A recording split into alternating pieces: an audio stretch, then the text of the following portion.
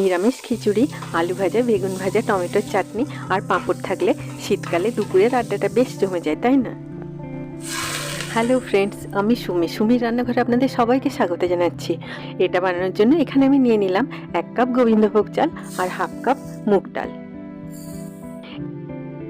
সবজির মধ্যে এখানে আমি নিয়ে নিয়েছি 1 কাপ মটরশুঁটি, 5টা শিম, একটা ছোট টুকরো ফুলকপি, একটা ছোট টুকরো বাঁধাকপি, একটা মিডিয়াম সাইজের গাজর, 6 থেকে 7টা ফ্রেঞ্চ বিনস আর একটা ছোট টুকরো কুমড়ো। এগুলোকে গ্রাইন্ড করে আমি একটা স্মুথ পেস্ট বানিয়ে নিলাম। শিম, বিনস আর বাঁধাকপিটা আপনারা শেষে দেবেন, কারণ এগুলো জল রিলিজ করবে।